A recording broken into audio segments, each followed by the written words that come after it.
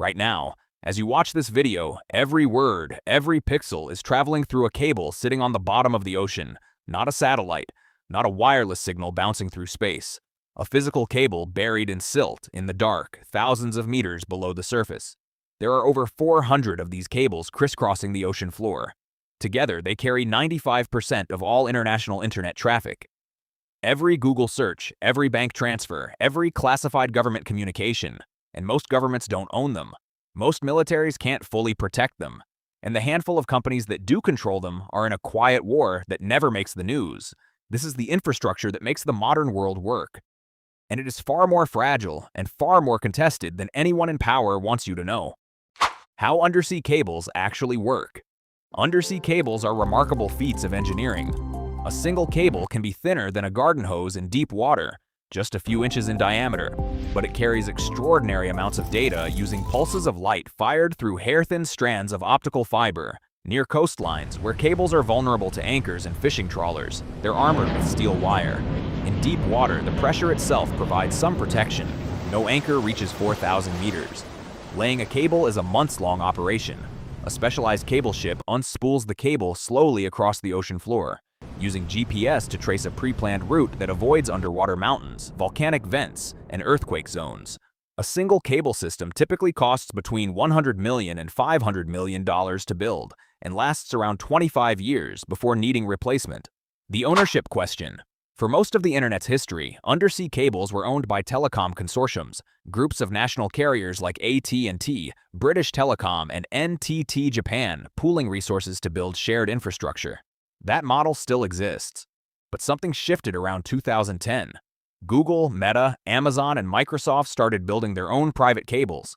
And by 2025, the big tech companies control or co-own the majority of new cable capacity being laid.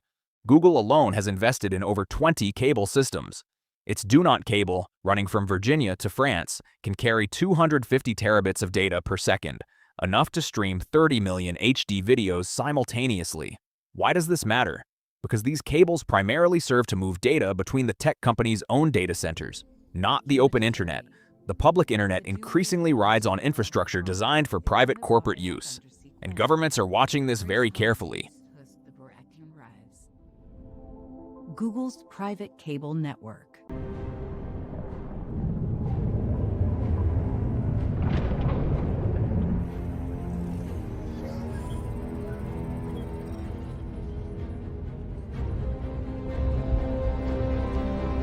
Cables as strategic assets? In 2022, the Norwegian government detected unusual activity near undersea infrastructure in the North Sea. Russian research vessels had been spotted repeatedly near cable touchdown points, the places where cables come ashore. This wasn't new. Western intelligence agencies have known for years that Russia maintains a fleet of specialized submarines capable of tapping or severing undersea cables. A 2017 NATO report described this as one of the alliance's most serious vulnerabilities. Severing even a few strategic cables wouldn't break the internet. Most data has redundant routes. But in a conflict scenario, a coordinated attack on multiple cables could degrade communications in a theater of war significantly enough to matter. And the US has done this too. Documents leaked by Edward Snowden revealed that the NSA ran a program called Muscular, which tapped the fiber links between Google and Yahoo data centers. The irony: the cables carrying private American tech company data were being monitored by the American government. China has an additional angle. Western governments have become deeply suspicious of Chinese telecom giant HMN Technologies, formerly known as Huawei Marine, which was involved in laying cables for over 90 countries. The concern isn't theoretical. The worry is that equipment built with Chinese components could contain backdoors for state surveillance. Several Pacific cable projects have had US financing pulled specifically because a Chinese company was involved in construction. Choke points of the digital world. The most dangerous vulnerabilities in the global cable network aren't in the middle of the ocean. They're at the choke points.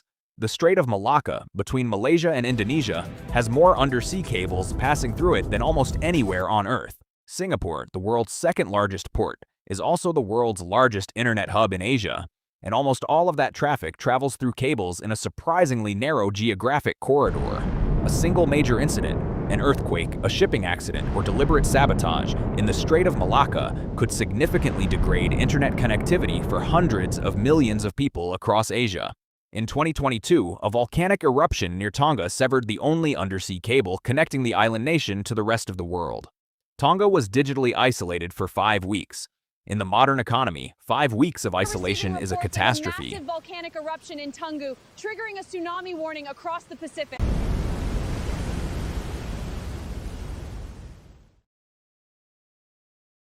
What happened to Tonga at 170,000 people can happen, at smaller scale, to any country with limited cable redundancy. And most of the world's developing nations have very little redundancy. What comes next? The rise of satellite internet, Starlink, OneWeb, Amazon Kuiper, is often described as a replacement for undersea cables. It isn't. Satellites introduce latency, delay caused by the signal traveling to space and back. For most consumer applications, this is acceptable. For financial trading, real-time military communications, or bulk data transfer, it is not. Cables will remain the backbone of global data infrastructure for decades. The question is who builds them, who controls them, and who can cut them. The internet feels like a cloud. It's actually a series of cables on the ocean floor, governed by legal frameworks written in the 1980s, and increasingly contested by great powers who understand that whoever controls the pipes controls the world. If you found this useful, the algorithm appreciates a like. It genuinely helps this channel reach people who'd find it interesting. I'm building a series on the hidden infrastructure of global power. Cables, data centers, satellites, and the geography of tech control. Next week, we're looking at why China built entire cities with no intention of filling them, and what that tells us about how authoritarian governments use infrastructure as strategy. That one is genuinely strange. Subscribe so you don't miss it.